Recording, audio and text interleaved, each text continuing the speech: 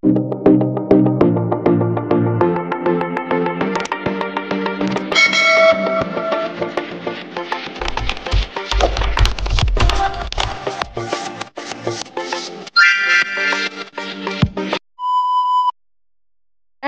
niyo ba na para ba kayong laging minamalas o ang hirap papasukin ng swerte o ang hirap natin makaipon at ang hirap natin hanapin ang pera?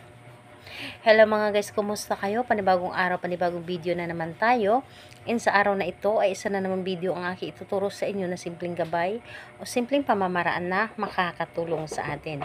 At bago ang lahat, gusto ko lang mag-disclaimer sa mga taong hindi naniniwala at hindi gusto ang mga kagaya nitong video. Please skip this video at maghanap kayo ng videos na gustong gusto nyo dahil ang video na ito ay para lamang ito sa mga taong naniniwala and gusto mag-try. Sa lahat po ng mga nagko-comment dito sa aking video dito sa loob ng aking channel, mag-ingat sa lahat ng mga nagre-reply sa inyo na dinadala kayo sa kanilang WhatsApp in Imo app upang makaiwas po tayo sa scam. Ngayon po, ituturo ko sa inyo paano natin itaboy ang malas sa loob ng ating tahanan. Paano natin itaboy ang mga negative vibes sa ating tahanan o sa ating mga negosyo. Ito ay gawin lamang sa mga taong mga positive at hindi mga negative o sa mga taong naniniwala sa mga ganitong pamahiin. And ang kailangan natin dito is kailangan mo dito maghanda ng isang basong tubig at kailangan babasagin na baso at malinaw na baso po. And kailangan din natin dito ng 3 pirasong butil ng bawang, hindi po ito nabalatan. 3 butil ng pirasong bawang. Kailangan din natin dito ng dahon ng laurel, pang blockbuster na pang paswerte, and kailangan natin dito ng 3 dakot ng asin. So ito lamang ang dapat nating ihanda sa paggawa ng ritual na ito. And dapat po kapag gagawa ka nito ay buo ang inyong loob sa paggawa nito at hindi ka nagdududa dapat. And kailangan positive kang tao and hindi ka magiging negative sa inyong mga ginagawa. And kapag handa ka na, pwede mo na itong simulan. Dito sa isang basong tubig, ilagay mo lamang dito ang 3 butil ng bawang. So ilagay mo lamang dito ang 3 butil ng bawang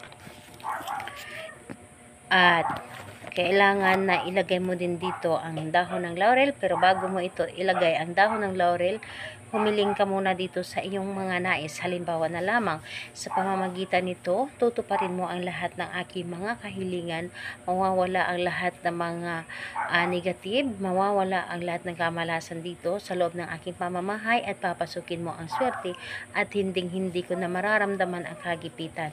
So, ilagay mo lamang dito sa tubig and kumuha ka ng 3 dakot ng asin at ilagay mo lang din dito. Humiling kang muli, mababayaran ko na lahat ng mga pinagkakautangan ko, mababayaran ko na lahat ang mga gusto kong bayaran and mabibili ko na lahat ang mga gusto ko at maraming pera ang darating sa akin at lagi akong suswertihin. Dito na lahat mo na, hilingin mo na dito. And pagkatapos nun, itong tubig na inyong ginawa o ritual na inyong ginawa, ilagay mo lamang ito sa likod ng inyong pintuan. So, or sa gilid ng inyong pintuan. And kinabukasan pagkagising mo sa umaga na may sikat na ang araw, itapon mo ang tubig na ito sa harapan ng inyong bahay. And habang tinatapon mo ito, sasabihin mo dito, papasok ang lahat ng swerte sa aking pamamahay.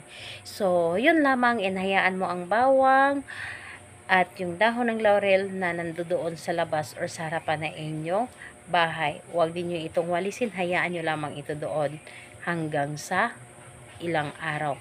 So, ayun po, gawin ito sa araw ng Tuesday and Friday. And pwede rin ito kung may kabilugan ang buwan. So, sa oras naman, wala namang problema. Kahit anong oras naman, pwede mo itong gawin. Basta gustong gusto mo itong gawin. So, ayun po. Salamat po sa inyo. Bye bye everyone. God bless us.